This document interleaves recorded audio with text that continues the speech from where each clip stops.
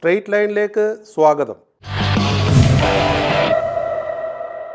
Rahman sir ഒരു ഇൻ്റർവ്യൂവിൽ പറഞ്ഞിട്ടുണ്ട്, പുള്ളിയുടെ ഫേവറേറ്റ് വോയിസസിൽ മലയാളത്തിൽ ഒന്ന് ദാസ് സാറാണ്, പിന്നെ ബ്രഹ്മാനന്ദൻ.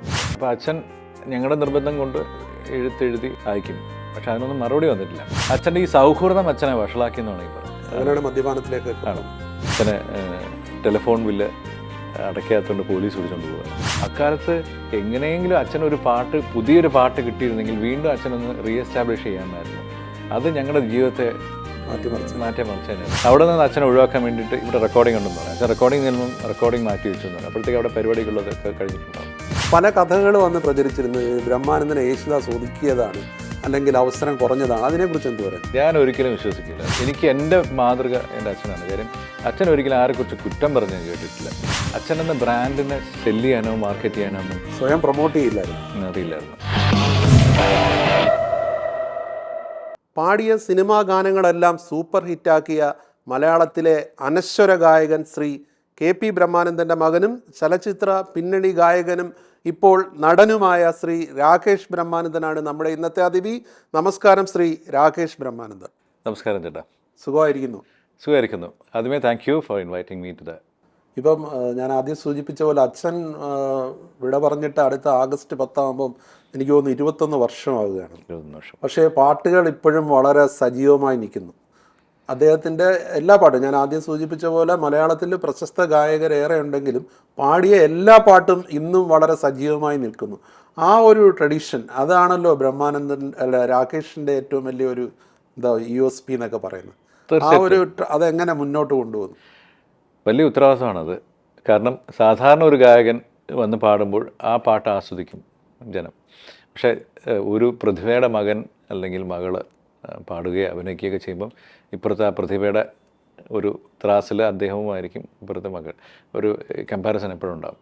അതുകൊണ്ട് തന്നെ ഭയങ്കരമായ നമ്മൾ ഒരുപാട് കോൺഷ്യസ് ആവും. ഒരുപാട് എന്താ പറയുക, നമ്മളെ മെൻ്റലി ബാധിക്കുന്ന ഒരുപാട് കാര്യങ്ങളുണ്ട്. അതെല്ലാം കവർ ചെയ്തിട്ട് വേണം നമ്മളിത് പാടേണ്ടത്. But it is challenging. നമ്മൾ ഡെവലപ്പ് ചെയ്തേ ഉള്ളൂ, മോർ സ്ട്രോങ്ങർ ആക്കത്തേ ഉള്ളൂ. രാകേഷിൻ്റെയൊക്കെ ബാല്യം എനിക്ക് തോന്നുന്നു ചെന്നൈയിലെ മദ്രാസിലായിരുന്നു. അന്ന് ഇദ്ദേഹം ഗായകനായിട്ട് ഇരുന്നതിനോടൊപ്പം തന്നെ രാഗം എന്ന് പറഞ്ഞൊരു ഓർക്കസ്ട്ര നടത്തിയിരുന്നു. അന്ന് ആ ഓർക്കസ്ട്രയിൽ പ്ലേ ചെയ്തിരുന്ന പലരും പിൽക്കാലത്ത് വളരെ പ്രശസ്തരായി മാറി. അതിലൊരാളാണ് AR റഹ്മാൻ. ഈ കാര്യം അദ്ദേഹത്തെ നേരിൽ കാണാനോ സംസാരിക്കാനോ അവസരം കിട്ടിയിട്ടുണ്ടോ? അച്ഛനുണ്ടായിരുന്ന സമയത്ത് ഞാനൊരു ശ്രമം നടത്തിയിരുന്നു. കാര്യം ഞാൻ ആഗ്രഹിച്ചിരുന്നു, വളരെ ഓപ്പണായിട്ട് പറയും, അദ്ദേഹത്തിൻ്റെ പാട്ട് അച്ഛൻ്റെ ശബ്ദത്തിലൂടെ വന്നിരുന്നുവെങ്കിൽ എന്ന് എൻ്റെ ഒരു വലിയ കാര്യം. അന്ന് എനിക്കറിയാം അച്ഛൻ അന്നത്തെ പ്രഗത്ഭരായ അച്ഛൻ്റെ അടുത്ത സുഹൃത്തുക്കളായ മ്യൂസിക് കമ്പോസേഴ്സിന് ഞങ്ങളൊക്കെ, ഞാനും അമ്മയൊക്കെ പറഞ്ഞ ഒരു എഴുത്ത് നമുക്കറിയാവുന്ന ആളല്ലേ നമ്മുടെ കൂടെ, അല്ലെങ്കിൽ അന്നത്തെ പ്രോമിനൻറ്റ് മ്യൂസിക് ഡയറക്ടേഴ്സ്. അപ്പോൾ അച്ഛൻ ഞങ്ങളുടെ നിർബന്ധം കൊണ്ട് എഴുത്തെഴുതി ഒരു സൗഹൃദ ലെറ്ററൊക്കെ എഴുതി അയക്കും, പക്ഷെ അതിനൊന്നും മറുപടി വന്നിട്ടില്ല. അപ്പോൾ അക്കാലത്ത് എങ്ങനെയെങ്കിലും അച്ഛനൊരു പാട്ട്, പുതിയൊരു പാട്ട് കിട്ടിയിരുന്നെങ്കിൽ വീണ്ടും അച്ഛനൊന്ന് റീഎസ്റ്റാബ്ലിഷ് ചെയ്യാമായിരുന്നു. അത് ഞങ്ങളുടെ ജീവിതത്തെ മാറ്റിമറിച്ചതിനായിരുന്നു. കാര്യം എല്ലാ രീതിയിലും, സാമ്പത്തികമായിട്ടും എല്ലാം അച്ഛൻ്റെ ഒരു മാനസികാവസ്ഥയൊക്കെ മാറുമായിരുന്നു. പക്ഷെ അതിന് എടുത്ത ഒരു ശ്രമം, അന്ന് എനിക്ക് വളരെ ചെറിയ പ്രായമാണ്. ഞാൻ പറഞ്ഞു നമുക്ക് റഹ്മാൻ സാറിനെ കാണാം. അപ്പോൾ അച്ഛനത് ഒരു വൈമുഖ്യം ഉണ്ടായിരുന്നു. ഞാനും ഇവിടെ ഉള്ളൂർ ഒരു സുന്ദർ എന്ന് പറഞ്ഞ അച്ഛൻ്റെ കൂടെ പാടിയിരുന്നൊരു ചേട്ടൻ, പുള്ളിയുടെ കൂടെ ഞാൻ അന്ന് പുള്ളിയുടെ അനിയത്തി ചെന്നൈ താമസിക്കുന്നത്, ഞാൻ കാണാൻ പോയപ്പോൾ അന്ന് ഈ പടയപ്പ സിനിമ ഇറങ്ങിയ സമയമായിരുന്നു. അന്ന് ഭയങ്കര പ്രശ്നമായിരുന്നു. കാര്യം പുള്ളിയുടെ വീട്ടിൽ കല്ലറയൊക്കെ പാട്ടുകൾ, തലവരുടെ പാട്ട് പോരാ എന്നൊക്കെ പറഞ്ഞിട്ട് അത് അവിടെ ചുറ്റും പോലീസായിരുന്നു. ഞാൻ പോയൊരു ഇത് കൊടുത്തു, ഒരു ചെറിയൊരു മെസ്സേജ് എഴുതി കൊടുത്തു, ഞാൻ ഇന്നാരാണ്, കാണാൻ പറ്റുമെന്ന്. പക്ഷെ ഇത് കൊണ്ടുപോയി തിരിച്ചു വന്ന് പറഞ്ഞു ഈ നോമ്പ് ടൈമാണ്, അതുകൊണ്ട് പുള്ളി കാണത്തില്ല എന്നുണ്ട്. ഞങ്ങൾ ആഗ്രഹിച്ചിരുന്നു. ഈ പറഞ്ഞ രാഗം ഓർക്കസ്ട്രയുടെ ഫുൾ പ്രാക്ടീസ് ഞങ്ങളുടെ വീട്ടിലായിരുന്നു. അന്ന് Rahman keyboard player. Rahman sir കുറച്ചും കൂടെ ചെറുപ്പമായിരുന്നു, മെലിഞ്ഞിട്ട് കറുത്തിട്ട്. എനിക്ക് ചെറിയൊരു ഫ്ലാഷ് ഓഫ് മെമ്മറിയേ ഉള്ളൂ. ദിലീപ് എന്ന പേര്. അപ്പോൾ അച്ഛന് ഇദ്ദേഹത്തോടൊരു സ്നേഹവും വാത്സല്യമൊക്കെ ഉണ്ട്. കാര്യം RK ശേഖർ സാറിൻ്റെ മകനാണ്. പിന്നെ ഇവർ കുട്ടിക്കാലം പോലെ ഒരു വീട് പോലെയായിരുന്നു. അച്ഛൻ കാര്യം രാവിലെ അച്ഛൻ കുളിച്ചിട്ട് പ്രാക്ടീസ് കഴിഞ്ഞിട്ട് അവിടെ പോയിരിക്കും, അവിടെ കമ്പോസിങ് നടക്കും, ഒരു പാട്ട് കിട്ടും, അത് പാടും, റെക്കോർഡ് ചെയ്യും, അങ്ങനെ. അപ്പോൾ അച്ഛൻ പറയാറുണ്ട്, ഞാൻ അവിടെ ചെല്ലുമ്പോൾ എപ്പോഴും പെട്ടിയിലാണ് അവനെപ്പോഴും അങ്ങനെ. അപ്പോൾ ഈ ഒരു കീബോർഡ് ഉണ്ടായിരുന്നു, വൈറ്റ്. അപ്പോൾ ഈ കീബോർഡ് കുട്ടികൾക്ക് ഹരമാണല്ലോ. ഞാൻ അതിനകത്ത് പോയി ഇന്ന് പിടിക്കുകയൊക്കെ ചെയ്യുമ്പോൾ പ്രാക്ടീസ് നടക്കുമ്പോൾ ആ ഓർമ്മ എനിക്കുണ്ട്. ആ. റഹ്മാൻ സാറ് ഒരു ഇൻ്റർവ്യൂവിൽ പറഞ്ഞിട്ടുണ്ട് പുള്ളിയുടെ ഫേവറേറ്റ് വോയിസസിൽ മലയാളത്തിൽ ഒന്ന് ദാസ് സാറാണ്, പിന്നെ പറഞ്ഞു ബ്രഹ്മാനന്ദൻ എന്ന് പറഞ്ഞിട്ടുണ്ട്. പറഞ്ഞിട്ടുണ്ട്. പക്ഷേ ഈ ഒരു ത്രൂ ഔട്ട് ദി ഇയേഴ്സ് അല്ലെങ്കിൽ ഈ കാലഘട്ടങ്ങളിൽ ഇപ്പം രാകേഷ് ഈ മ്യൂസിക് രംഗത്താണുള്ളത്, റഹ്മാനെ ഒന്ന് മീറ്റ് ചെയ്യാൻ കഴിഞ്ഞിട്ടില്ലേ? ആഗ്രഹമുണ്ട്, പല ശ്രമം നടത്തിയിട്ടുണ്ട്. എന്നുവെച്ചാൽ ഇപ്പോൾ വിജയുടെ കൂടെയൊക്കെ പല ഷൂസിനും പോകുമ്പോൾ റഹ്മാൻ സാർ ഇരിക്കുന്നുണ്ട്. ഇപ്പോൾ റീസെൻ്റ്ലി മാമന്നൻ എന്ന് പറഞ്ഞ ഷോയിൽ ചെന്നൈക്ക് അവൻ വിളിക്കാറുണ്ട് എന്നെ, വരുന്നോ നീ എന്ന് ചോദിക്കുക. അപ്പോൾ ഞാൻ പോവും. അങ്ങനെ പോയിട്ട് തൊട്ടടുത്ത് കണ്ടിട്ടുണ്ട്. പക്ഷേ എൻ്റെ മനസ്സിലൊരാഗ്രഹം എന്തെങ്കിലും പുള്ളിക്ക് സമയമുള്ളപ്പോൾ ഒന്ന് വിശദമായിട്ടിരുന്ന് പരിചയപ്പെടണം. അത് എത്രയും വേഗം നടക്കട്ടെ. നടക്കും. അല്ല, അന്ന് ഈ രാഗം ഓർക്കസ്ട്രയിൽ രാജാമണിയൊക്കെ ഉണ്ട്. രാജാമണി സാറാണ് ഗിറ്റാർ വായിച്ചിരുന്നത്. അന്നേരം ആ ഒരു ഓർക്കസ്ട്ര പിന്നീട് എങ്ങനെയാ?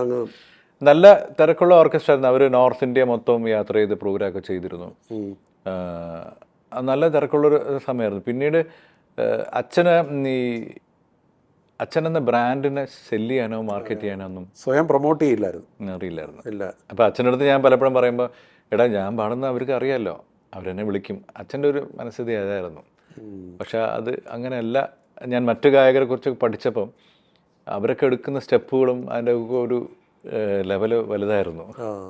നമ്മൾ ആലോചിക്കുക, അയ്യോ ഇവരൊക്കെ ഓൾറെഡി എസ്റ്റാബ്ലിഷ് ആണ്, പേരും പെരുമയൊക്കെ ഉണ്ടല്ലോ. പിന്നെ ഇല്ല, പക്ഷെ അവർക്ക് ഡെയിലി അതൊരു അവരുടെ പ്രോസസ്സായിരുന്നു. ഇപ്പം ശാസ്ത്രം ജയിച്ചു മനുഷ്യൻ തോറ്റു എന്നുള്ള സിനിമയിൽ ജയചന്ദ്രനും യേശുദാസനും പാടിയ പാട്ടുകളും ഹിറ്റായിരുന്നു. ബ്രഹ്മാനന്ദൻ പാടിയ പാട്ടും താരകരൂപിണിയും വളരെ സൂപ്പർ ഹിറ്റായിരുന്നു. ജയചന്ദ്രൻ പാടിയ എനിക്ക് തോന്നുന്നു ചന്ദനത്തിൽ കടഞ്ഞെടുത്തൊരു, യേശുദാസിൻ്റെ എനിക്ക് തോന്നുന്നു ആറാട്ടിനാനകൾ എഴുതുന്നുണ്ട്. അന്നേരം ഈ ഒരു അന്ന് ഇങ്ങനെ എല്ലാ ഗായകരെയും കേട്ടർ ചെയ്യാനുള്ള രീതിയിലുള്ള മ്യൂസിക് ഡയറക്ടേഴ്സും അത്രയും പാട്ടുകളും ഉണ്ടായിരുന്നു അല്ലേ? അച്ഛനോട് ഈ ചോദ്യം അച്ഛൻ ജീവിച്ചിരുന്ന കാലഘട്ടത്തിൽ അന്നത്തെ ഒരു പത്രാധിപർ വീട്ടിലെ ഇൻ്റർവ്യൂ ചെയ്തപ്പോൾ ചോദിച്ചു. അപ്പോൾ അച്ഛൻ പറഞ്ഞു അച്ഛനെ സപ്പോർട്ട് ചെയ്തിരുന്ന അല്ലെങ്കിൽ അച്ഛനെ വിളിച്ച് പാടിച്ചിരുന്ന എഴുത്തുകാരും സംഗീത സംവിധായകരും അരങ്ങൊഴിഞ്ഞപ്പോൾ പിന്നെ അച്ഛനുള്ള അവസരങ്ങൾ കുറഞ്ഞു. അങ്ങനെയാണ്, അതാണ് പ്രധാനപ്പെട്ട ഒരു ചേഞ്ച്. ദക്ഷിണാമൂർത്തി സ്വാമി, അർജുന മാഷ്, ശ്രീമാരൻ തമ്പി സാർ, ഇവരെല്ലാം ഒരു 80s ആയപ്പോൾ അവരൊക്കെ ഏകദേശം തിരക്ക് കുറഞ്ഞു വന്നു. അതിൻ്റെ ഒരു ഭാഗമായിട്ട് തിരക്ക് കുറഞ്ഞു. മറിച്ച് പല കഥകൾ വന്ന് പ്രചരിച്ചിരുന്നത് ബ്രഹ്മാനന്ദനെ യേശുദാസ് ഒതുക്കിയതാണ് അല്ലെങ്കിൽ അവസരം കുറഞ്ഞതാണ്. അതിനെക്കുറിച്ച് എന്ത് പറയും? ഞാൻ ഒരിക്കലും വിശ്വസിക്കില്ല അതില്ല. കാര്യം അച്ഛൻ്റെ വായിന്നോ അല്ലെങ്കിൽ അച്ഛൻ ഒരിക്കലും ഈ ഒരു ടോപ്പിക്ക് സംസാരിച്ചിട്ടില്ല. കാര്യം അച്ഛൻ വളരെ ഹമ്പിളായിട്ട് പറയുന്ന ഒരു കാര്യം, എടാ എൻ്റെ ഏറ്റവും വലിയ ആഗ്രഹം നമ്മുടെ നാട്ടിലൊരു പെട്ടിക്കട ഇടണമെന്നായിരുന്നു. വളരെ സാധാരണ ഒരു കുടുംബത്തിൽ ജനിച്ചൊരു ആളാണ്.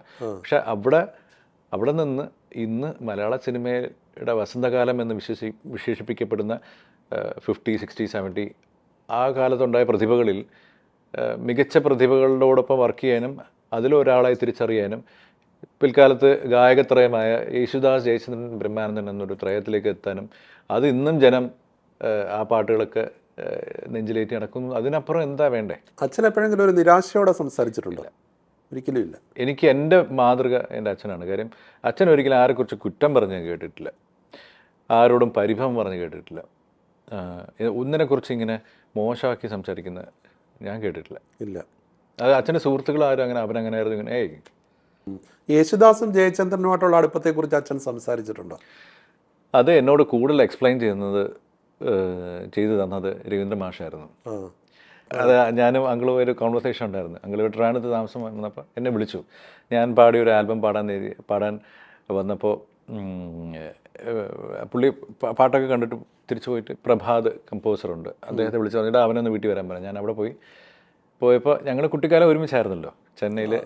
ഞങ്ങൾ ഒരു വീട് ഒരു സ്ട്രീറ്റിൻ്റെ രണ്ടറ്റത്ത്, രവീന്ദ്ര മാഷും ഫാമിലിയായിട്ട് ശോഭ ആൻറ്റിയൊക്കെ.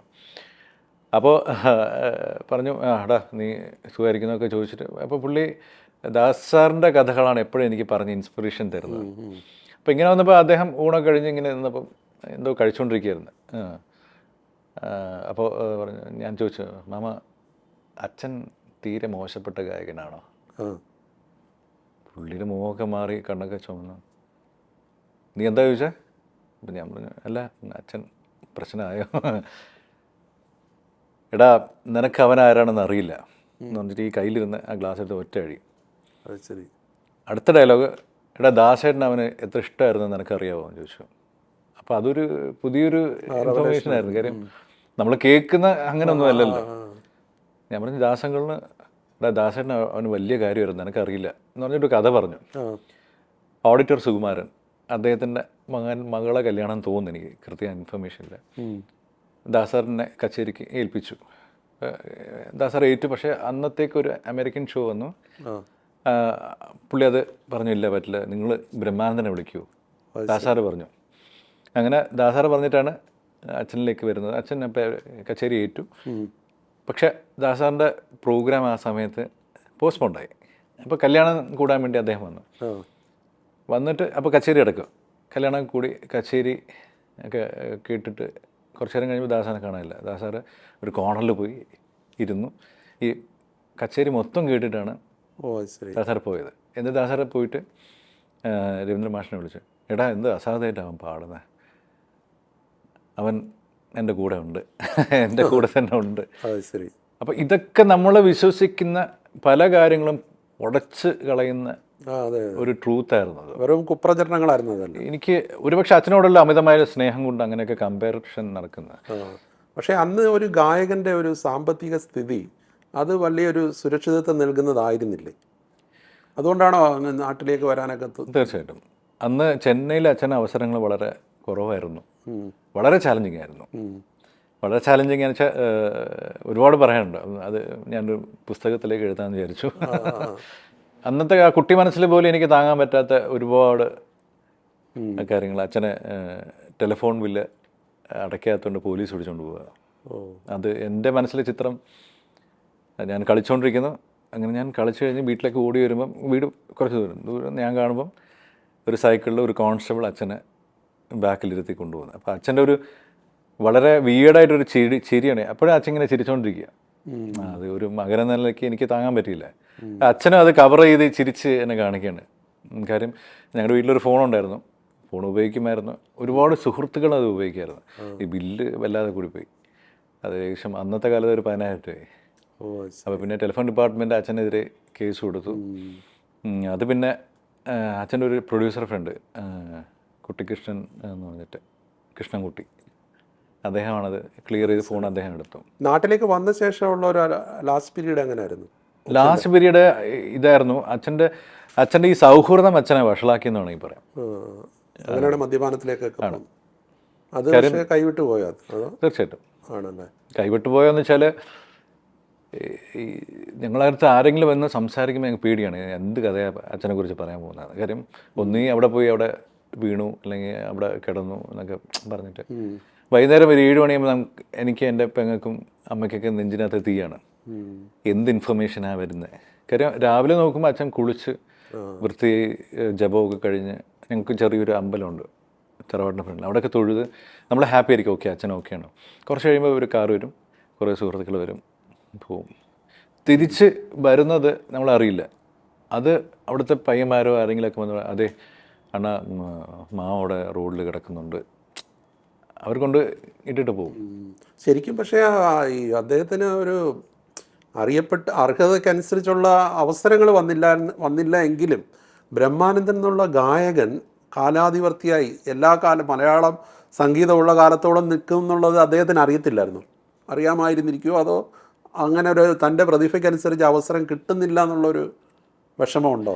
അത് ഉള്ളിലുണ്ടായിരിക്കും. കാര്യം നമ്മൾ സജ്ജമായിരിക്കുന്ന സമയത്ത് നമുക്ക് അവസരങ്ങളോ ജോലിയോ ഇല്ല എന്ന് പറയുന്ന ഒരു അവസ്ഥ ആണ് എനിക്ക് തോന്നുന്നു. എനിക്ക് ഞാൻ I am able to do things but I am not getting opportunities എന്ന് പറയുന്നത് ആണ് ഏറ്റവും വലിയൊരു. രാകേഷ് നേരത്തെ സൂചിപ്പിച്ച പോലെ മറ്റുള്ളവരെ പോയി അവസരം ചോദിക്കാനൊരു വലിയ വിമുഖത അദ്ദേഹത്തിനുണ്ടായിരുന്നു അല്ലേ? ഈ വിമുഖത ഉണ്ടായിരുന്നു. പക്ഷേ വേറെയും പല കഥകൾ അറിഞ്ഞിട്ടുണ്ട്. അച്ഛനെ ഈ ചില പരിപാടികളിൽ നിന്ന് ഒഴിവാക്കിയിരുന്നു, ചില റെക്കോർഡിങ്ങുകളിൽ നിന്ന് ഒഴിവാക്കി. അതായത് പരിപാടി ഉണ്ടെന്ന് പറഞ്ഞിട്ട് ഒരു വലിയ പരിപാടി നടക്കുകയാണെങ്കിൽ അവിടെ നിന്ന് അച്ഛനെ ഒഴിവാക്കാൻ വേണ്ടിയിട്ട് ഇവിടെ റെക്കോർഡിംഗ് ഉണ്ടെന്ന് പറയാം. അച്ഛൻ റെക്കോർഡിംഗ് ചെല്ലുമ്പം റെക്കോർഡിംഗ് മാറ്റി വെച്ചു എന്ന് പറയാം. അപ്പോഴത്തേക്ക് അവിടെ പരിപാടികളൊക്കെ കഴിഞ്ഞിട്ടുണ്ടാകും. അതുപോലെ തന്നെ പണ്ട് ആദ്യം വിളിച്ചൊരു പാട്ടുണ്ടെന്ന് പറയും, പിന്നീട് അത് ഇല്ലാതാവുകയും ചെയ്യുന്ന അദ്ദേഹം തന്നെ എൻ്റെ അടുത്ത് നേരിട്ട് പറഞ്ഞിട്ടുണ്ട്.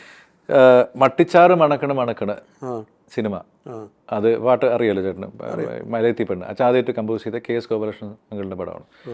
3 വർഷം ആ പാട്ട് ഗാനമേളക്കാർ അടിച്ചു. ഇന്നും പല വേദികളിൽ പാടുന്നുണ്ട്. അത് കഴിഞ്ഞിട്ട് അച്ഛന് 14 പടമാണ് ഏകദേശം വാക്കാൽ ഉറച്ചത്. ആകെ ചെയ്തത് ഒരു പടമാണ്.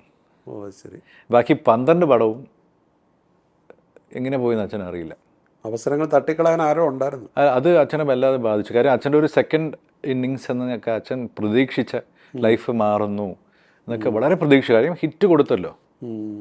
രണ്ടാമത്തെ പടം അത് ദാസാറ പാടി, കന്നിനിലാവ് എന്ന് പറഞ്ഞ സിനിമയിൽ അസാധ്യമായിട്ടൊരു പാട് ദാസാറ് ഭംഗിയായി പാടി, അച്ഛൻ്റെ ഒരു കോമ്പോസിഷൻ. അപ്പോൾ അങ്ങനെയൊക്കെ നമ്മൾ ഓക്കെ, ഇതിൻ്റെ കൂടെ നമുക്കും പ്രതീക്ഷ ഉണ്ടാക്കുക. ഓക്കെ, അച്ഛൻ്റെ ലൈഫ് മാറുന്നു, so will be happy. That didn't work. അപ്പോൾ എനിക്ക് തോന്നിയിട്ടുണ്ട് കോൺസ്റ്റൻ്റ് ആയിട്ടൊരു ആരോ അല്ലെങ്കിൽ ഒരു കൂട്ടം, അല്ലാതെങ്കിൽ ഇത്രയും പ്രതിഭയുള്ള ഒരാൾ ഇങ്ങനെ തളർന്നിരിക്കേണ്ട കാര്യം എനിക്ക് തോന്നിയിട്ടില്ല. മേ ബി എൻ്റെ പെർസെപ്ഷൻ അങ്ങനെ ആയിരിക്കാം. മറ്റൊരു ചെറിയ വിമർശനാത്മകമായിട്ട് ചില ചലച്ചിത്ര ഗാനരചയിതാക്കളും ചില മ്യൂസിക് ഡയറക്ടേഴ്സും ഒക്കെ പറഞ്ഞത് ഒരു ഹൈ പിച്ചിലേക്ക് പാടാൻ ബ്രഹ്മാനന്ദന് കഴിയില്ലായിരുന്നു, അത് മറ്റു രണ്ട് ഗായകരെയും പോലെ എന്ന് പറഞ്ഞിട്ട് കേട്ടു. അതിനെക്കുറിച്ച് എന്ത് പറയുന്നു? ഇല്ല, മറ്റു രണ്ട് ഗായകരെക്കുറിച്ച് ഞാൻ പറയുന്നില്ല. അച്ഛൻ പാടിയ ഹൈ പിച്ചിലെ പാട്ടുകൾ കേട്ടിട്ടാണോ ഇവർ പറയുന്നതെന്നുള്ള കാര്യം എനിക്കറിയില്ല. ഇപ്പോൾ അച്ഛൻ്റെ പെട്ടെന്ന് ഇപ്പോൾ നീലനിശീഥനം എന്നുള്ള പാട്ട് ശരിക്കും താരസ്ഥായിലാണ് അത് തുടങ്ങുന്നത്. പിന്നെ ഈ കണ്ണീരാറ്റിലെ തോണി, അങ്ങനെ കുറേ പാട്ടുകൾ, വേദന നിന്ന് വിതുമ്പ്, അങ്ങനെ കുറേ പാട്ടുകളെല്ലാം. കണ്ണീരാറ്റിലെ തോണി അതിൻ്റെ ഒരു പല റേഞ്ചിലല്ലേ പോകുന്നത്. ആ ഒരു വിമർശനത്തോട് യോജിക്കുന്നില്ല. അതിപ്പോൾ ഓരോരുത്തർ എന്താണത് മനസ്സിലാക്കി, ഇറ്റ് ഡിപ്പെൻസ് ഓൺ അവരുടെ പെർസെപ്ഷൻ എന്താണെന്ന് നമുക്ക് അറിയില്ലല്ലോ. ഇപ്പം മേലെ സൈഡ് ഇപ്പോൾ അർജുന മാഷിൻ്റെ ഒരു പാട്ട്, ഒരു കാമ്പൂജിയിലൊരു പാട്ടുണ്ട്, അതൊക്കെ മുകളിലോട്ട് കാര്യം ഒരു മെയിൽ വോയിസിൻ്റെ ഒരു റേഞ്ച് ഉണ്ടല്ലോ, സിംഗിങ് റേഞ്ച് മുകളിലും താഴെയും ഒരേപോലെ പോയി പാടിയ പാട്ടുകളുണ്ട്. ശാസ്ത്രം ജയിച്ചു മനുഷ്യൻ തോറ്റു എന്നുള്ള ചിത്രത്തിലെ മുമ്പ് പറഞ്ഞിട്ടുള്ളതാണ്. അതിൽ ദക്ഷിണാമൂർത്തി സ്വാമിയുടെ നിർബന്ധപ്രകാരമാണ് ആ ഒരു പാട്ട് പാടാൻ അവസരം ലഭിക്കുന്നതെന്ന് തോന്നുന്നു അല്ലേ? ആ ഒരു കാര്യത്തെ അച്ഛൻ വളരെയധികം താലൂലിച്ചിരുന്നു, അല്ലെങ്കിൽ വളരെ ഗൗരവത്തോടെ അല്ലെങ്കിൽ അഭിമാനത്തോടെ കണ്ടിരുന്നു. കാരണം ഇവിടെ ഡാൻസർ ചന്ദ്രശേഖരൻ നായർ സാറിൻ്റെ ഒരു ഒപ്പേറ വെല്ലമ്പലത്ത് സ്റ്റാർട്ട് ചെയ്തിരുന്നു. അച്ഛനെ ഗായകനായിട്ട് വിളിച്ചു. അച്ഛൻ അന്ന് ആറ്റിങ്ങൽ ദേശാഭിമാനിയിലെ പ്രധാന ഗായകനായിരുന്നു, നാടക ഗായകനായിരുന്നു. അപ്പോൾ ഇവിടെ വന്ന് ജോയിൻ ചെയ്തു. അച്ഛനൊരു മുറി കൊടുത്തു. 2 ദിവസം കഴിഞ്ഞപ്പോൾ ആ മുറിയിലേക്ക് മറ്റൊരു താമസക്കാരൻ, ദക്ഷിണാമൂർത്തി സ്വാമി. അപ്പോൾ അച്ഛനും സ്വാമിക്കും വേണ്ടി ഒരു റൂം കൊടുത്തു. സ്വാമിയുടെ ഒരു ചിട്ട, രാവിലെ ഒരു 3 മണിക്ക് എഴുന്നേക്കും, കുളിച്ചിട്ട് ഒരു ഗ്ലാസ് നെയ്യ്, പശു നെയ്യ് ശുദ്ധമായ കുടിച്ചിട്ട് അദ്ദേഹം നടക്കും. ശംഖുമുഖം വരെ നടന്ന് ദേവീക്ഷേത്രത്തിൽ തൊഴുത് വരുന്ന വഴിക്ക് ശ്രീകണ്ഠേശ്വരം, പഴവങ്ങാടിയൊക്കെ തൊഴുത് തമ്പാനൂർ വന്ന് ഒരു ഉടുപ്പി ഹോട്ടലിൽ ഭക്ഷണം കഴിച്ചിട്ടാണ് പിന്നെ അപ്പോഴത്തേക്ക് ഇവിടെ ക്യാമ്പ് ഉണർന്ന് എല്ലാം റെഡി ആയിരിക്കുള്ളൂ. ഒരു ദിവസം അച്ഛനും കൂടെ പോയി. പക്ഷേ സ്വാമി നെയ്യൊക്കെ കുടിച്ചിട്ട് നല്ല ഫാസ്റ്റായിട്ടാണ് നടക്കുന്നത്. അച്ഛൻ എത്തുന്നില്ല. പക്ഷേ എങ്കിലും അച്ഛൻ കൂടെ നടക്കും. അച്ഛൻ്റെ ലക്ഷ്യം തിരിച്ചു വരുമ്പോൾ ആ ഹോട്ടലിൽ ബ്രേക്ക്ഫാസ്റ്റ് കിട്ടും. കാര്യം അന്ന് ഈ ബ്രേക്ക്ഫാസ്റ്റൊക്കെ ലക്ഷറി ആയിരുന്നു അവരുടെ ഒരു ജീവിത സാഹചര്യത്തിൽ. അങ്ങനെ അച്ഛൻ നടന്ന്, അപ്പോൾ ഈ കൂടെ സ്വാമി നടക്കുമ്പം രാഗങ്ങളും പാടും. അച്ഛനത് ഏറ്റുപാടും. കുറേ കാലം കഴിഞ്ഞപ്പോൾ അച്ഛൻ ഒരു ആഗ്രഹം അങ്ങോട്ട് ആവശ്യപ്പെട്ടു, സ്വാമി എനിക്ക് സ്വാമിയുടെ പക്കൽ നിന്ന് സംഗീതം പഠിക്കണം. അപ്പോൾ സ്വാമി എടുത്ത കാലേ പറഞ്ഞു, എടാ നീ സംഗീതം പഠിക്കേണ്ട കാര്യമൊന്നുമില്ല. അച്ഛനത് ഇൻ്റർപ്രറ്റ് ചെയ്ത രീതി ഞാൻ പഠിച്ചിട്ട് കാര്യമൊന്നുമില്ല എന്ന്. അത് അച്ഛൻ്റെ ഉള്ളിൽ ഭയങ്കര ഒരു തെറ്റിദ്ധാരണ പോലെ കിടക്കുമായിരുന്നു. 1972 പടങ്ങൾ ഇങ്ങനെ വന്നു തുടങ്ങി. സ്വാമി ലൈവാണ്. സ്വാമി എന്ന ഒരു പാട്ട് കമ്പോസ് ചെയ്ത് അച്ഛനെ വിളിച്ചു, പാടിച്ച് നോക്കി, അത് കൺഫേം ചെയ്തു. അപ്പോൾ അതിൻ്റെ പ്രൊഡ്യൂസർ വന്ന് പറഞ്ഞു, അല്ല സ്വാമി, ഇത് ഞാൻ മറ്റൊരു ഗായകനെ കൊണ്ട് പാടിക്കുന്നു. സ്വാമി ഇല്ല, ഞാനത് കൊടുത്തുപോയി. അല്ല, അതെനിക്ക് മറ്റാൾ പാടിയില്ലേ പറ്റുള്ളൂ, അത് നമുക്ക് കച്ചവടത്തിൻ്റെ ചില ആസ്പെക്ട്സ് ഒക്കെ നോക്കിയിട്ട്. സ്വാമി ഇല്ല, ഞാനത് ഓൾറെഡി അവന് കൊടുത്ത് അവൻ പാടട്ടെ. ഒരു കടയിൽ വലിയ തർക്കം ഉണ്ടായി. ആ തർക്കത്തിൻ്റെ ഒടുവിൽ സ്വാമി പറഞ്ഞ്, ഈ പാട്ട് ഇവൻ പാടി, നിങ്ങളുടെ സിനിമയ്ക്ക് എന്തെങ്കിലും നഷ്ടം ഉണ്ടായിട്ടുണ്ടെങ്കിൽ അത് ഞാൻ എൻ്റെ പോക്കറ്റിൽ നിന്ന് തരാം. എങ്കിൽ പിന്നെ സ്വാമി പറഞ്ഞ പോലെ ആവട്ടെ എന്ന് പറഞ്ഞാണ് അങ്ങനെ പാടാൻ താരകരൂപിണി. രാകേഷിനെ പാട്ട് പഠിപ്പിക്കുന്നതിൽ അദ്ദേഹത്തിന് അത്ര വലിയ താല്പര്യമില്ലായിരുന്നു. എന്തുകൊണ്ടായിരിക്കും അത്? ഈ ജോലി കൊണ്ട് ജീവിക്കാൻ പറ്റില്ല, ഇതൊരു ലക്ക് ഫാക്ടർ ഉണ്ടല്ലോ. പക്ഷെ സ്വതസിദ്ധമായിട്ട് ഇൻബോൺ ആയിട്ട് പാട്ട് രാകേഷിൻ്റെ ഉള്ളിലുണ്ടായിരുന്നു കുറച്ച്.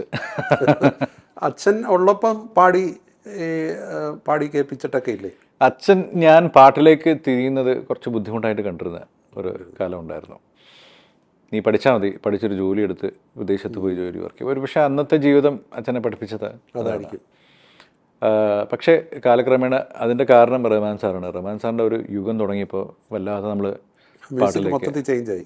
ഒത്തിരി മാറിയപ്പോൾ നമുക്ക് കൂടുതൽ താല്പര്യം മ്യൂസിക്കിലേക്ക് വരികയും ഞാൻ കീബോർഡ് പഠിക്കാൻ പോവുകയും പിന്നെ അതിൻ്റെ ടെക്നിക്കാലിറ്റീസും പഠിച്ചു വന്നപ്പോൾ സംഗീതത്തിലേക്ക് കൂടുതൽ. അപ്പോൾ ഞാൻ അച്ഛനോട് പറഞ്ഞു, അച്ഛൻ എനിക്ക് പാട്ടൊന്ന് പഠിച്ചു. അപ്പോൾ അച്ഛൻ എന്നെ കുട്ടിക്കാലത്ത് ശ്രമിച്ചിരുന്നു. അപ്പോൾ അന്ന് എനിക്ക് പാടാൻ പറ്റില്ല, അല്ലെങ്കിൽ പാട്ടിലേക്ക് വരാനുള്ള ഒരു ടോട്ടൽ കാര്യങ്ങളൊന്നും ഇല്ല എന്ന് തോന്നിയിട്ടുണ്ടാവും. അനിയത്തി പഠിപ്പിച്ചിരുന്നു. രാകേഷ് പിന്നീട് ചെന്നൈയിലൊരു ജോലിയിലൊക്കെ പ്രവേശിച്ചായിരുന്നു. അങ്ങനെ ഞാനിങ്ങനെ ഡിഗ്രി കഴിഞ്ഞു. എൻ്റെ ഒരു സുഹൃത്ത് അമിത് ജോർജ് മുഖാന്തരം ഒരു ജോലി കിട്ടി എനിക്ക്. അപ്പോൾ ചെന്നൈയിലിരുന്ന് ഇവിടെ കേരളത്തിൻ്റെ മാർക്കറ്റിംഗ് എനിക്കായിരുന്നു. അപ്പോൾ ഇവിടെ വന്നപ്പോഴാണ് എനിക്ക് പ്രേംനസീർ സാറിൻ്റെ ഒരു പരിപാടിക്ക് പാടാൻ തബല വായിക്കുന്ന ജോഷി ചേട്ടൻ പറഞ്ഞിട്ട് ഒരു അവസരം കിട്ടുന്നത്. പ്രേംനസീർ ഫൗണ്ടേഷൻ അന്ന് നീലേശിനിയെ പാടി. അപ്പം അപ്പോഴാണ് ശരിക്കും എല്ലാവരും ബ്രഹ്മാനന്ദൻ്റെ മകൻ പാടുമില്ലേ, അങ്ങനെ ഒരു താല്പര്യം ഡെവലപ്പ് ചെയ്ത് വന്നു. അച്ഛൻ പക്ഷേ ആ ഒരു ഇത് പിന്നീട് കാണാനുള്ള കാലത്ത് അച്ഛനില്ല. അല്ല, ഞാൻ ആ സമയത്തുണ്ടായിരുന്നു. അപ്പോൾ അച്ഛനെ സുഹൃത്തുക്കൾ ബ്രഹ്മാനന്ദ ചേട്ടൻ ഇങ്ങനെ മോൻ പാടി കേട്ടുമല്ലോ. അപ്പോൾ അച്ഛനത് അറിയില്ല. പക്ഷെ ഞാൻ പിന്നെ അന്ന് ഈ പ്രായത്തിനനുസരിച്ച് നമുക്ക് കുറച്ച് ചിലവുകൾ ഉണ്ടല്ലോ എന്ന് വിചാരിച്ച് ഞാൻ പ്രോഗ്രാംസ് എടുത്തു തുടങ്ങി. അങ്ങനെ ആറ്റിങ്ങൽ വീരളം ക്ഷേത്രത്തിലൊരു പ്രോഗ്രാം ഞാൻ എടുത്തു. ഞാൻ 1-2 പാട്ടേ പാടുള്ളൂ, ബാക്കി വേറെ തങ്കൻ അങ്ങനെ കുറേ സിംഗേഴ്സിനെ വെച്ചിട്ട് പാടിക്കും. നല്ല ഓർക്കസ്ട്രയും വിളിച്ചിട്ട് അച്ഛൻ്റെ ഓർക്കസ്ട്രനെ വിളിക്കും. അപ്പോൾ അന്നത്തെ പ്രോഗ്രാം നന്നായിട്ട് വന്നു. അപ്പോൾ പ്രോഗ്രാം കഴിഞ്ഞ് ഞങ്ങൾ പാക്ക് ചെയ്യുന്ന സമയത്ത് ഒരാൾ പറഞ്ഞു, അതെ അച്ഛൻ ആ പറമ്പിൻ്റെ അങ്ങേറ്റത്ത് വന്ന് പാട്ട് കേട്ടിട്ട് പോയിട്ടുണ്ടെന്ന് പറഞ്ഞു. അതെനിക്ക് വലിയ സന്തോഷമായി. തിരിച്ച് വീട്ടിൽ വന്നപ്പോൾ അച്ഛനോട് വരുമ്പോൾ അച്ഛൻ ഗൗരവത്തിലേ സംസാരിക്കും, അതിൻ്റെ പാട്ട് ഞാൻ കേട്ടു, ഇനി നീ ശ്രദ്ധിക്കണം കേട്ടോ. അപ്പോൾ അതായത് ശരി പാടി തുടങ്ങി, ഇനി അങ്ങോട്ട് ശ്രദ്ധിക്കണം. അതുപോലെ പ്രമദപരം എന്നുള്ള പാട്ടിൻ്റെ ഒരു ഹമ്മിങ് ഞാൻ വെറുതെ അവിടെ വീട്ടിലുള്ള റെക്കോർഡ് ചെയ്ത്. അപ്പോൾ ഞാൻ ഇങ്ങനെ റെക്കോർഡ് ചെയ്തിരുന്നപ്പോൾ അച്ഛൻ ഇങ്ങനെ പെട്ടെന്ന് റൂമിൽ കയറി വന്നു, പ്ലേ എന്ന് പറഞ്ഞു, ശരി പ്രാക്ടീസ് ചെയ്യും. അപ്പോൾ അത് മുഖത്തുണ്ടാകുന്ന ഭാവമാറ്റം നമുക്ക് അച്ഛൻ്റെ അനുഗ്രഹം കിട്ടി, അങ്ങനെ പറയാം തീർച്ചയായിട്ടും. ഇപ്പം ബ്രഹ്മാനന്ദൻ പ്രോജക്റ്റ് എന്ന് പറഞ്ഞൊരു കാര്യം ആലോചിക്കുന്നുണ്ട്. നേരത്തെ ബ്രഹ്മാനന്ദൻ ഫൗണ്ടേഷൻ അവാർഡുകളൊക്കെ കൊടുത്തിരുന്നു. ഈ പ്രോജക്റ്റ് എന്തായിരിക്കും അതിൻ്റെ? ഫൗണ്ടേഷൻ്റെ പേരിൽ 2 വർഷം അവാർഡുകൾ കൊടുത്ത് ചിത്ര ചേച്ചി, ഉണ്ണിമേനോൻ ചേട്ടൻ, വിജയ് യേശുദാസ്, ശ്വേത, MJ ചന്ദ്രൻ. പക്ഷേ വളരെ ബിറ്ററായിട്ടുള്ളൊരു ട്രൂത്ത് എന്ന് വെച്ചാൽ, ഒന്ന് സാമ്പത്തിക നഷ്ടം ഉണ്ടാകുന്നുണ്ട്, 2 ഒരുപാട് പേർക്ക് ഇത് നമ്മളെ ശത്രുസ്ഥാനത്തേക്ക് അവർക്ക് കിട്ടാത്തതുണ്ട് പ്ലേസ് ചെയ്യാൻ ഒരു ഗാനരചയിതാക്കൾ എന്നെ വിളിച്ച് ചെയ്ത് വിളിക്കുന്നു. അയാൾക്ക് എന്തിനാണ് കൊടുത്തത്, അയാൾ എന്നെക്കാട്ടിലും ജൂനിയർ അല്ലേ, അല്ലെങ്കിൽ മറ്റൊരു പാട്ടുകാരൻ വിളിച്ച് പറയുന്നത്. അപ്പോൾ എന്തിനാണ് എല്ലാവരുമായിട്ട് സ്നേഹത്തോടെ സൗഹൃദത്തോടെ പോയി. ബ്രഹ്മാനന്ദൻ പ്രോജക്റ്റ് എന്ന് പറയുന്നത് ഞാൻ ഓഗസ്റ്റിലോ സെപ്റ്റംബറിലോ കൊച്ചിയിൽ വെച്ച് ലോഞ്ച് ചെയ്യാൻ പോകുന്ന ഒരു പ്രോഗ്രാമാണ്. അച്ഛൻ്റെ ജീവിതകഥയും അച്ഛൻ്റെ പാട്ടുകളും അച്ഛൻ ഇഷ്ടപ്പെട്ടിരുന്ന പാട്ടുകളും വെച്ച് ഒരു 2 മണിക്കൂറത്തെ ഒരു പ്രോഗ്രാം. അതൊരു മ്യൂസിക്കൽ എന്ന് പറയാം, ഡോക്യുമെൻ്ററി ഹാഫ് മ്യൂസിക്കൽ. അപ്പോൾ പാട്ടുകളും ഇതിൻ്റെ ഇടയിൽ അച്ഛൻ്റെ ജീവിതകഥയും പറഞ്ഞു പോകുന്ന ഒരു പരിപാടിയാണ്. അത് കൊച്ചിയിൽ ലോഞ്ച് ചെയ്യുന്നു. മറ്റ് 5 നഗരങ്ങളിൽ മൊത്തമായിട്ട്, തിരുവനന്തപുരം, കൊച്ചി, തൃശ്ശൂർ, പാലക്കാട്, കണ്ണൂർ അല്ലെങ്കിൽ കോഴിക്കോട്. ഇപ്പോൾ രാകേഷ് ഇതിനിടയിൽ അഭിനയത്തിൽ ഒരു കൈ വെച്ചെന്ന് തോന്നുന്നു. അതിൻ്റെ തുടക്കം എങ്ങനെയായിരുന്നു? അഭിനയിക്കാൻ ഇഷ്ടമാണ്. കാര്യം നമ്മൾ കാണുന്ന ഒരുപാട് മഹാന്മാരായ നടന്മാരുടെ അഭിനയം കാണുമ്പോൾ നമുക്ക് ആഗ്രഹമുണ്ട്. കാര്യം അത് 2 ഇത് രാകേഷാണ്. എനിക്കൊരു പോലീസ് ഓഫീസറായി ജീവിക്കാൻ ഇപ്പോൾ പറ്റില്ല. പക്ഷെ ഒരു അഭിനയം അല്ലെങ്കിൽ അഭിനയിക്കുന്ന സമയത്ത് നമ്മൾ പോലീസ് ഓഫീസറാണ്. അപ്പോൾ നമ്മുടെ ഒരു ഡ്രീം അക്കംപ്ലിഷ് ആവുകയാണ് അവിടെ കുറച്ച് കാലത്തേക്കെങ്കിലും. അത് എനിക്ക് വളരെ എക്സൈറ്റിംഗ് ആയിട്ട് തോന്നിയിട്ടുണ്ട്. പിന്നെ നമ്മുടെ ഉള്ളിലെ മറ്റൊരു ടാലൻറ്റിനെ പുറത്ത് കൊണ്ടുവന്ന് അത് കൺവിൻസ് ആക്കി എന്താ പറയുക, നമുക്കത് പ്രൂവ് ചെയ്തെടുക്കുക എന്ന് പറയുമ്പോൾ ഒരു ചാലഞ്ചുണ്ട്.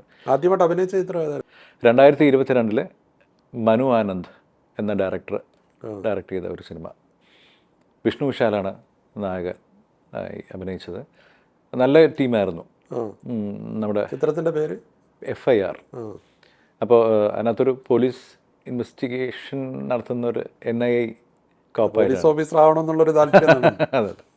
തുടർന്ന് രണ്ടാമതൊരു പടം ഇറങ്ങാൻ പോകുന്നു, മിസ്റ്റർ X എന്ന് പറയും. ശരി. അത് ആര്യ, തമിഴ് നടൻ ആര്യ അദ്ദേഹമാണ്. പിന്നെ മഞ്ജു ചേച്ചിയുണ്ട്, മഞ്ജു വാര്യർ. ബിഗ് ബഡ്ജറ്റ് പടമാണ്. അത് കുറച്ച് വലിയ പടമാണ്. ഉടനെ റിലീസാണ്. തമിഴ്. മലയാളത്തിലൊരു കൈ നോക്കുന്നില്ലേ? ആരെങ്കിലും വിളിക്കണം. ഇപ്പോൾ ഈ RB ലൈവ് അതിൻ്റെ ഒരു പ്രവർത്തനം ഇപ്പോൾ ഒരാൾക്ക് അതിനെ കോൺടാക്ട് ചെയ്യണമെങ്കിൽ എന്താണ് മാർഗം? എൻ്റെ ഇൻസ്റ്റഗ്രാം പേജ് ഉണ്ട്. ഇപ്പോൾ വെളിയിലൊക്കെ പോകുമ്പോൾ ഉള്ള ഇപ്പോൾ വിദേശ പരിപാടികളിലൊക്കെ ഉള്ള റെസ്പോൺസ് എങ്ങനെയാണ്? വിദേശത്ത് കുറച്ചും കൂടെ അത് വൈകാരികമായിട്ടുള്ളൊരു തലത്തിൽ നിന്നാണ് അവർ ആ പരിപാടി കാണുന്നത്. കാര്യം നാടുമായിട്ട് ബന്ധം ഇല്ലാതെ നിൽക്കുന്ന ഒരവസ്ഥയിൽ നാട്ടിൽ നിന്നുള്ള വിഭവങ്ങൾ വരുമ്പോൾ അത് രുചിക്കാനുള്ള ഒരു ആവേശം ഉണ്ട്. അപ്പോൾ കൂടുതലും അവിടുത്തെ റെസ്പോൺസാണ്. ഇനിയിപ്പോൾ ഓണമായി, ഇനിയിപ്പോൾ ഓണം ആകുമ്പോഴത്തേക്ക് ഇനിയിപ്പോൾ ഒരു ഡിസംബർ വരെ പല രാജ്യങ്ങളിലും പ്രോഗ്രാംസ് ഉണ്ടാകും. മലയാളികൾ എനിക്ക് തോന്നുന്നു പുറത്തുള്ള മലയാളികളാണ് നമ്മുടെ നാട്ടിലെ ആഘോഷങ്ങളൊക്കെ ശരിയായ രീതിയിലല്ലേ ഒരു വളരെ നൊസ്റ്റാൾജിയായിട്ട് ആഘോഷിക്കുന്നത് അല്ലേ? തീർച്ചയായിട്ടും വലിയ രീതിയാണ്. ഏറ്റവും ഒടുവിൽ നമ്മൾ കൂടുതൽ കേട്ട പാട്ട് തമിഴിൽ പ്രേമലു എന്ന ചിത്രത്തിലെ വേണ്ടി പാടിയ തമിഴ് പാട്ടാണ്. അത് വളരെ ഒരു വലിയ തരംഗമായെന്ന് മാത്രമല്ല, ഈ ഇൻ്റർനെറ്റ് മ്യൂസിക്കിലൂടെയൊക്കെ ലോകമെമ്പാടും അത് വലിയ രീതിയിൽ ഹിറ്റാവുകയും ചെയ്യും. അത് ആ ഒരു അവസരം എങ്ങനെയായിരുന്നു വന്നത്? എനിക്ക് വളരെ സ്പെഷ്യലാണ് ആ പാട്ട്. കാരണം മലയാളത്തിൽ ആ സിനിമ ഇറങ്ങിയപ്പോൾ വിഷ്ണു വിജയ് എൻ്റെ സംഗീത സംവിധായകൻ, ഞങ്ങൾ വളരെ അടുപ്പമുള്ള എൻ്റെ ഗുരുനാഥൻ്റെ മകനാണ്. വിഷ്ണു ഇപ്പോൾ വളരെ പ്രശസ്തനായ ഒരു വളരെ ട്രെൻഡിങ് ആയിട്ടുള്ളൊരു മ്യൂസിക് ഡയറക്ടറാണ്. വിഷ്ണു വിളിച്ച് ഞങ്ങൾ കാര്യങ്ങളൊക്കെ സംസാരിച്ചു. പക്ഷേ ഞാൻ ഉടനെ തന്നെ ഈ പാട്ടുകളെല്ലാം കേട്ടു. അതിനകത്ത് ഈ പാട്ട് എനിക്ക് വലിയ ഇഷ്ടപ്പെട്ടു. പക്ഷെ എന്തോ ഒരു ദൈവഹിതം എന്ന് പറയുന്ന കണക്ക് കുറച്ച് നാൾ കഴിഞ്ഞപ്പോൾ ചേട്ടാ ഒന്ന് സ്റ്റുഡിയോ വരുമെന്ന് ചോദിച്ചു. വന്നിട്ട് ഈ പാട്ട് കേൾപ്പിച്ചു. പറഞ്ഞു ഇതിൻ്റെ തമിഴൊന്ന് പാടാമോ എന്ന് ചോദിച്ചു. അപ്പോൾ തന്നെ റൈറ്റർ വന്ന് ഞങ്ങൾ അവിടെ ഇരുന്ന് എല്ലാവരും കൂടെ ലിറിക്സൊക്കെ കറക്റ്റ് ചെയ്ത് പാടി. എൻ്റെ കരിയറിൽ വളരെയധികം പോപ്പുലറായ കുറച്ച് പാട്ടുകളിൽ ഒരു പാട്ട് അതാണ്. ഈ സ്പോട്ടിഫൈ എൻ്റെയൊക്കെ റാപ്പപ്പ് വരും എല്ലാ വർഷവും. ഒരു വർഷം എത്ര പേര് കേട്ടു, അതിനകത്ത് എത്രയോ ലാക്സ് ലിസണേഴ്സ് കേട്ട ഒരു പാട്ടാണ് പ്രേമലു.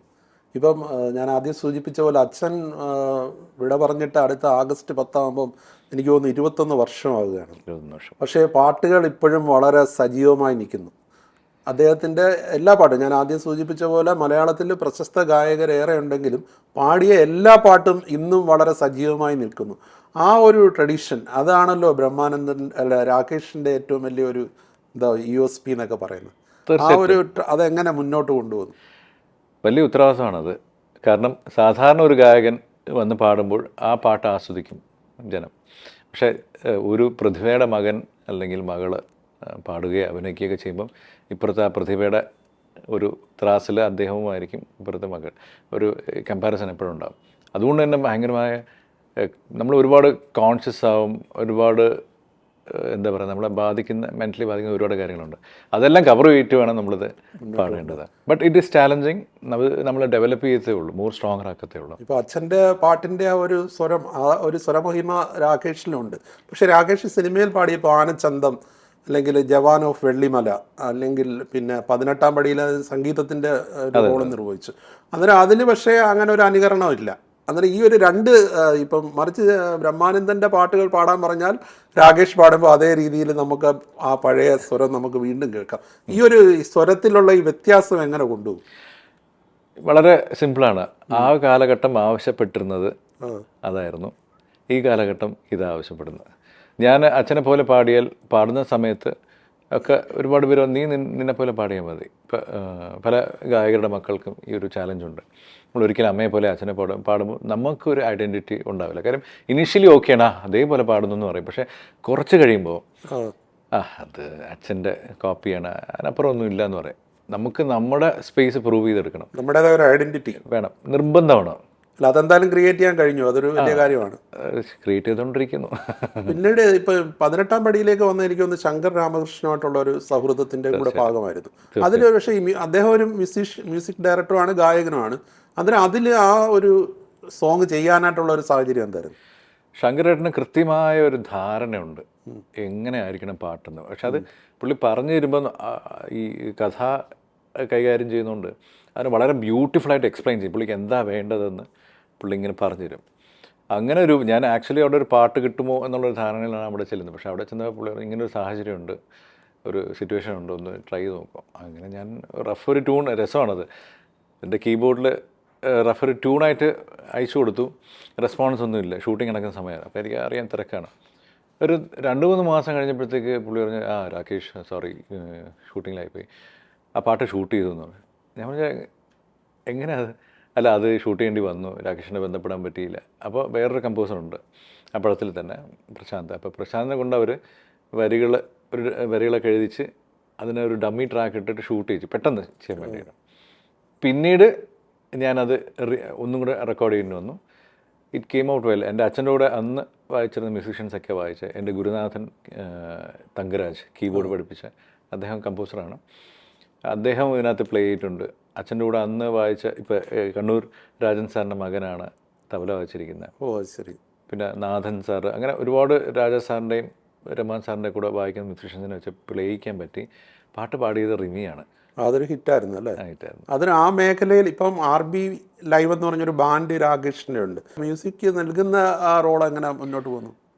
ഭയങ്കരമായൊരു പാരഡൈം ഷിഫ്റ്റ് വന്നിട്ടുണ്ട് ചേട്ടാ നമ്മുടെ മ്യൂസിക്കിൽ. ഒരു ഗ്ലോബൽ മ്യൂസിക് എന്ന ഒരു സ്പേസിലേക്ക് എല്ലാവരും എമേർജ് ചെയ്യുകയാണ്. നേരത്തെ ഇത് നമ്മുടെ സംഗീതം ഇപ്പം എല്ലാം ഒന്നായിക്കൊണ്ടിരിക്കുകയാണ്. എല്ലാത്തിനും അതിൻ്റേതായ ഹാർഡ് കോർ ഫാൻസ് ഉണ്ട്. എങ്കിൽ ജനറലി നോക്കുമ്പോൾ, ഗ്ലോബലി നോക്കുമ്പോൾ അത് അമാൽഗമേറ്റ് ചെയ്യുന്നുണ്ട്. അപ്പോൾ അത് നല്ലൊരു ട്രെൻഡായിട്ടാണ് ഞാൻ കാണുന്നത്. എല്ലാവർക്കും എല്ലാം കേൾക്കാൻ പറ്റുന്ന ഒരു കാര്യം. അപ്പോൾ അങ്ങനെ വരുമ്പോഴത്തേക്കും നമ്മുടെ ചാലഞ്ചസ് വേറെയാണ്. നമുക്ക് ഒരു കൂട്ടം ആൾക്കാർക്ക് മാത്രം പാടുക എന്ന് പറയുന്നത് പറ്റില്ല.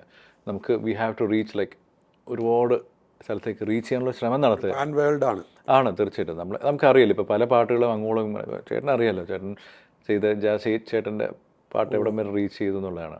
അന്നേരം നമ്മളിപ്പോൾ മലയാളത്തിൽ പാടിയ പണ്ടത്തെ പോലെ മലയാളത്തിൽ മാത്രമല്ല നിൽക്കുന്നത്, അത് ലോകമെമ്പാടും ആ ഒരു തരംഗമായി മാറാനുള്ള അവസരമുണ്ട് അല്ലേ? ഇപ്പം മലയാള സിനിമയ്ക്ക് ഭീകരമായ ഒരു പ്രേക്ഷകർ കൂടിയിട്ടുണ്ട് ഇന്ത്യ ഒട്ടാകെ. ഇപ്പം നമ്മൾ നോർത്തിൽ നടക്കുന്ന ഇൻ്റർവ്യൂസിലെല്ലാം നോക്കിക്കഴിഞ്ഞാൽ ഹിന്ദിക്കാരെല്ലാം പറഞ്ഞ have you seen Malayalam movies, you have to watch എന്നൊക്കെ പറയാം. എത്രത്തോളം വാല്യൂ വന്നിട്ടുണ്ട്. അതുപോലെ എല്ലാവരും കണ്ടു തുടങ്ങിയിട്ടുണ്ട്.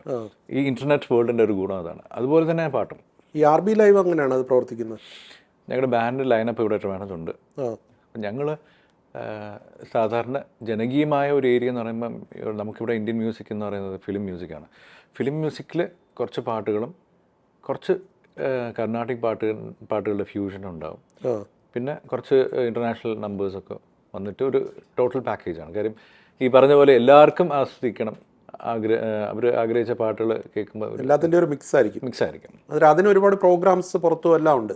ഇപ്പോൾ റീസെൻ്റ്ലി കുറേ പുറത്ത് ചെയ്തിട്ടുണ്ട്. ഇനി ഓണ സീസണിലൊക്കെ വരുന്നുണ്ട്. ഇപ്പം നമ്മൾ പഴയ കാലത്തേക്ക് നോക്കുകയാണെങ്കിൽ യേശുദാസും ജയചന്ദ്രനും നിറഞ്ഞു നിന്ന കാലത്താണ് ശ്രീ ബ്രഹ്മാനന്ദം വരുന്നതും അദ്ദേഹത്തിൻ്റെതായ ഒരു ഐഡൻറ്റിറ്റി എസ്റ്റാബ്ലിഷ് ചെയ്യുന്നു. ഒരേപോലെ ആ ഒരു എന്താ പറയുക, യേശുദാസ്, ജയചന്ദ്രൻ, ബ്രഹ്മാനന്ദൻ ആ ഒരു കാലത്ത്. പക്ഷേ പിന്നീട് നോക്കുമ്പോൾ അദ്ദേഹത്തിന് അവസരങ്ങൾ കുറഞ്ഞു. ആ ഒരവസ്ഥ ഇപ്പോൾ രാകേഷിന് ആ ഒരു ഇപ്പോൾ ഗ്യാപ്പുകൾ വരുന്നുണ്ട് ഇപ്പോൾ ഈ പാട്ടുകൾ പാടിയതിൽ. അങ്ങനെ തോന്നിയിട്ടുണ്ട്? തീർച്ചയായിട്ടും അത് ഉണ്ടാവും ചേട്ടാ. കാര്യം വെച്ചാൽ ഇന്ന് ഒരുപാട് പേര് പാടുന്നുണ്ട്, ഒരുപാട് പേര് ഇൻഡസ്ട്രിയിലുണ്ട്. ഇപ്പോൾ ഇവർക്ക് എല്ലാവർക്കും കാറ്റർ ചെയ്യാനുള്ള ഒരു സ്പേസ് ഇവിടെ കുറവാണ് മലയാളത്തിൽ. കാര്യം ഒരു പടം ഇപ്പോൾ തന്നെ മലയാളത്തിൽ പൊതുവെ പാട്ടുകൾ വേറൊരു മേഖലയിലേക്ക് മാറുകയാണ്, ഇൻഡിപെൻഡൻറ്റ് മ്യൂസിക്കിലേക്ക് മാറുകയാണ്. പാട്ടുകൾ ഇപ്പോൾ കുറഞ്ഞു. പണ്ടൊക്കെ 5, 6, 7, 8 പാട്ടുകളുണ്ടായിരുന്ന സിനിമകളുണ്ടായിരുന്നു എൻ്റെ കുട്ടിക്കാലത്ത്. പിന്നീട് ഇപ്പോൾ അത് 1, 2, 3 പാട്ടുകളായി. അതിലുപരി പാട്ടുകളുടെ ദൈർഘ്യം കുറഞ്ഞു.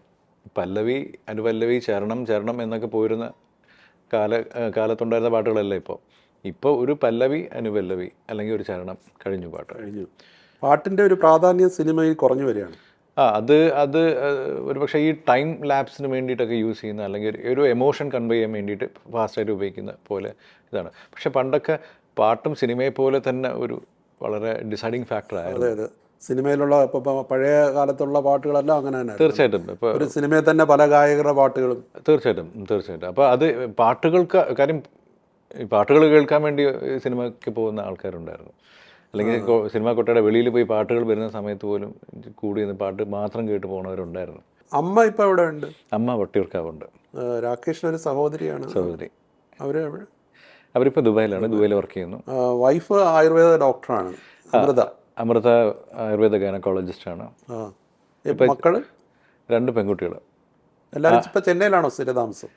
അതെ. മൂത്താള് ആത്മിക 8 വയസ്സ്, ഇളയാള് അനാഹത 1.5 വയസ്സ്. അതുപോലെ ജവാൻ ഓഫ് വെള്ളിമേൽ മമ്മൂട്ടി നിർമ്മിച്ച മമ്മൂട്ടിയുടെ പ്ലേ ഹൗസ് അല്ലേ, അവരുടെ ആദ്യത്തെ സിനിമയായിരുന്നു. അതിലും ബിജിപാലായിരുന്നു അതിൽ. അതിലും ഒരു പാട്ട് പാടിയില്ലേ? ഞാൻ എപ്പോഴും പറയുന്നുണ്ട് മമ്മൂക്കയുടെ നിന്ന് കുറച്ച് കാശ് എനിക്ക് കിട്ടിയെന്ന്. ശരി. വിജയേട്ടനാണ് അതിൻ്റെ കാരണം. വിജയേട്ടൻ ഒരു ദിവസം വിളിച്ചിട്ട് ഒരു പാട്ടുണ്ടെന്ന് പാടി നോക്കുമെന്ന് പറഞ്ഞു. ഞാനവിടെ കൊച്ചിയിലെത്തി. ഈ പല്ലവി മാത്രമാണ് എഴുതിയിട്ടുള്ളത്. അനിൽ പനച്ചൂരാനാണ് വരികൾ. പാടി കൊടുത്തിട്ടേക്ക് വന്നു. ബാക്കി വരികളാകുമ്പോൾ അറിയിക്കാമെന്ന് പറഞ്ഞു. പക്ഷേ ഇതിങ്ങനെ മാസങ്ങളായി പോയിക്കൊണ്ടിരിക്കുക. അപ്പോൾ നമുക്കൊരു നമുക്കറിയില്ല ഏതാ പ്രോജക്റ്റ് ഒന്നും അറിയില്ല. കുറേ കാലം കഴിഞ്ഞിട്ട് അദ്ദേഹം വിളിച്ചിട്ട് പറഞ്ഞു ഒരു റീ റെക്കോർഡിംഗ് പോർഷൻ പാടാണ്ട് വരാമോ എന്ന് ചോദിച്ചു. ഞാൻ ചെന്ന് അപ്പോൾ അദ്ദേഹം ഒരു കവിത കമ്പോസ് ചെയ്ത് വെച്ചിരിക്കുക. കവിത പഠിച്ചു, റെക്കോർഡ് ചെയ്തിട്ട് ഇത് സിങ്ക് ചെയ്യും. സീനുമായിട്ട് സിങ്ക് ചെയ്തപ്പോൾ ഞാൻ ഞെട്ടി. മമ്മൂക്കയാണ് പാടുന്നത്. ഞാനാകാന്തം വിട്ട് ചേട്ടാ അപ്പോൾ പറഞ്ഞ് നേരത്തെ പാടിയ പാട്ട് ഈ പടത്തിന് വേണ്ടിയാണ്. മമ്മൂക്കയ്ക്ക് വേണ്ടി പാടിയിട്ടുണ്ടല്ലോ അല്ലേ? അങ്ങനെ ഒരു ഭാഗ്യമുണ്ട്. മമ്മൂക്കയ്ക്ക് വേണ്ടി അച്ഛനും മകനും പാടി എന്നുള്ളൊരു സംഭവം. ശരി. നിങ്ങൾ ഈ ഗായകരുടെ മക്കളൊക്കെ തമ്മിൽ അങ്ങനെ നല്ല സൗഹൃദമാണ്? ഇപ്പോൾ യേശുദാസിൻ്റെ വിജയ് അങ്ങനെ ഇവരൊക്കെ തമ്മിൽ? അല്ല, തീർച്ചയായിട്ടും അങ്ങനെ ഒരു ഭാഗ്യം എനിക്കുണ്ടായി. കാര്യം വിജയുമായിട്ട് ഉള്ള നല്ലൊരു സൗഹൃദം കീപ്പ് ചെയ്യാൻ പറ്റി. ഞങ്ങൾ മിക്കവാറും കൂടാറുണ്ട്, കാണാറുണ്ട്. ചെന്നൈയിലായാലും നാട്ടിലായാലും യാത്രകൾ ചെയ്യാറുണ്ട്. അങ്ങനെ കുറേ ഫൺ ടൈംസ് ഒക്കെ ഉണ്ടാകാറുണ്ട്. ഈ ബ്രഹ്മാനന്ദൻ പാടിയ പാട്ടുകൾ ഇപ്പോൾ ഏതെടുത്താലും എല്ലാം ഏറ്റവും ഇഷ്ടപ്പെട്ടാണ്. ചന്ദ്രിക ചർച്ചിതമാ രാത്രിയോടോ എന്നുള്ളൊരു പാട്ടുണ്ട്. ഇത് പറയുമ്പോൾ ചേട്ടൻ്റെ മുഖത്ത് ഭയങ്കര ചിരിയും സന്തോഷമൊക്കെയാണ്. എന്താണ് എനിക്ക് ഭയങ്കര ഇഷ്ടമുള്ള പാട്ടാണ്. എല്ലാ പാട്ടും ഇഷ്ടമാണ്. പ്രിയമുള്ളവളെ എന്നുള്ള ആ പ്രിയമുള്ളവളെ എന്നുള്ള അവസാനം പ്രിയമുള്ളവളെ എന്നുള്ള ഒരു അതിലൊരു വിഷാദവും ആ ഒരു സ്നേഹവും എല്ലാം പ്രകടം ആ സ്വരത്തിൽ. അത്ര വളരെ എനിക്ക് എൻ്റെ അഭിപ്രായത്തിൽ യേശുദാസ്, ജയചന്ദ്രൻ, ബ്രഹ്മാനന്ദൻ എന്നവരെ വേർതിരിച്ച് കാണാൻ പറ്റില്ല. 3 പേരുടെയും പാട്ടുകൾ ഒരേപോലെ എനിക്ക് ഏറ്റവും ഇഷ്ടമാണ്. അതിന് നമുക്ക് ചില പേഴ്സണൽ ഫേവറേറ്റ് ആയിട്ട് വരുന്ന പാട്ടുകളാണ് ഇതൊക്കെ, ബ്രഹ്മാനന്ദൻ പാടിയ പാട്ടുകൾ.